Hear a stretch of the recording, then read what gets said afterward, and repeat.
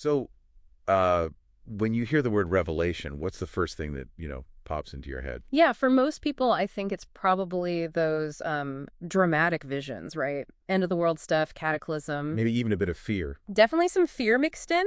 But here's the fascinating part, the twist, really. Okay. The original Greek title, apocalypsis, Mm. it doesn't actually mean catastrophe. No. What does it mean then?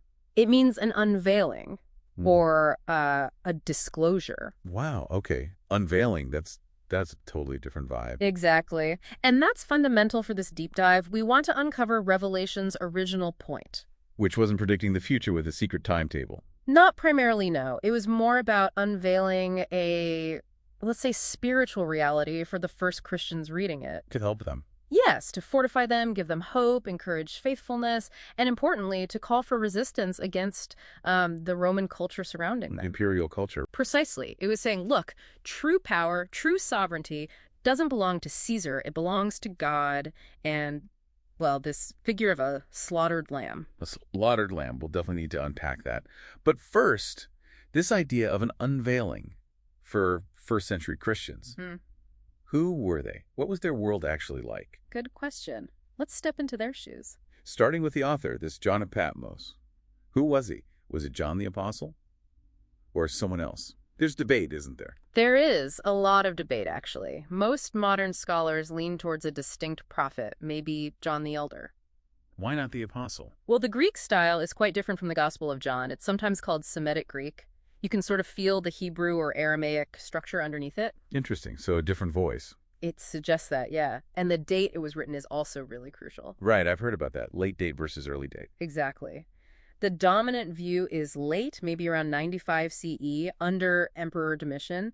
Irenaeus, an early church father, kind of points that way. But there's an early view, too. Yes, some argue for before 70 CE under Nero, partly because it sometimes talks about the Jerusalem temple like it's still standing. And picking a date really matters for interpretation. Fundamentally, it completely changes how you read prophecies, especially anything that might relate to, say, the fall of Jerusalem. Okay, so backdrop set. What were these Christians actually facing? What was this pressure? Well, it wasn't just, random persecution here and there. The big thing was the Roman imperial cult. The emperor worship. Yeah, exactly. The system increasingly demanded that people worship the emperor, call Caesar Lord and God. Which would be impossible for these early Christians. Absolutely. So Revelation works like a hidden transcript, a form of resistance literature. How so? It uses symbols, it calls Rome Babylon, the whole imperial system becomes this monstrous beast. It forces a choice. Who's your ultimate allegiance to? Christ or Caesar? So it wasn't a strict timeline. How did it deliver this message? What's the structure like? It's a really unique blend, a composite. You've got the wild visions and symbols of apocalyptic writing. Right, the stuff everyone remembers. Yeah, but it's mixed with the direct challenge of prophecy, and it's also framed like a letter, an epistle to 7 actual historical churches. Okay, so visions, prophecy, letter, all in one. And the structure isn't linear, like a roadmap from A to B to C. It's more cyclical. It's spirals. Spirals. Yeah, scholars call it recapitulation. It revisits the main conflict, God versus empire, Christ versus Caesar again and again, but from different angles, adding layers, like musical themes. And it weaves in these moments of hope, visions of God's care to encourage endurance. And you mentioned earlier, at the heart of it is Jesus as the lamb as it had been slain. That's such a powerful, almost contradictory image. What's that about? It's revolutionary, really. It completely flips the script on power and victory. How so? Compared to Rome. Well, Roman power was about legions, dominance, crushing force, right? Revelation says, no, true victory, God's victory, looks like this slaughtered lamb. It's achieved through self-sacrificial love, faithfulness even to death, not through violence. So weakness is strength. Sacrifice is victory. In a way, yes. It's a total subversion of imperial ideology. Think about it. Just saying Jesus is Lord back then wasn't just a spiritual statement. Good political. Deeply political. It was basically treason. Wow. Yeah, that really puts things in perspective. So Christians conquer, it says, not with weapons. No, by the blood of the Lamb and by the word of their testimony. Through nonviolent witness, even if it meant dying for it. Exactly. That's the path of the Lamb. So if that's the struggle, what was the ultimate hope it offered them? What kept them going? It's not about escaping Earth to float on a cloud somewhere. That's a common misunderstanding. Okay. The final vision is incredible. Yeah. It's a new heaven and a new earth.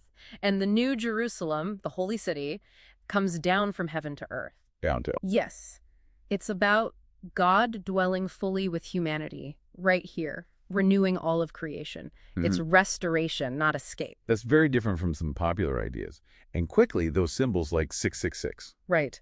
Widely seen as gematria, that's where letters have numerical values. 6666 very likely spells out Nero Caesar in Hebrew letters. Ah, so a specific reference symbolizing ultimate human rebellion. Pretty much. And the Whore of Babylon, that's almost certainly Rome, the seductive, powerful, oppressive city. Makes sense. Now, Revelation's impact has been huge, obviously. But today, you hear a lot about the rapture. How does that fit in? That's a really important point. The whole idea of the rapture, believers being suddenly taken out of the world before tribulation, that's actually a theological concept developed much later. Later, not in Revelation itself. Not explicitly, no. It really took shape in the 19th century. It's become hugely popular, especially in American evangelicalism, but it kind of overshadows Revelation's original focus. Which was more about endurance in the present, faithful witness against corrupt power, nonviolently, inspired by the Lamb. That was the message for them. Okay, so summing up this deep dive. Revelation isn't some kind of secret code book for the future or just a horror story. Not at its core. It's this incredibly rich work theological art, pastoral encouragement, written for a specific challenging time. That's still relevant. I think profoundly so. It leaves you with a challenge, doesn't it? Which is? Well, it kind of asks you, the listener, to think, what are the Babylons in our world today?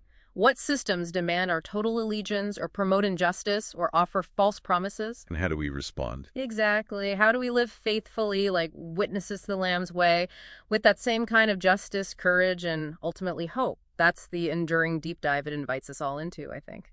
Thank you for taking the time to watch this highly entertaining and educational video made possible by my good friend, Ryan J. McGowan. And remember, friends are friends forever if the Lord's the Lord of them.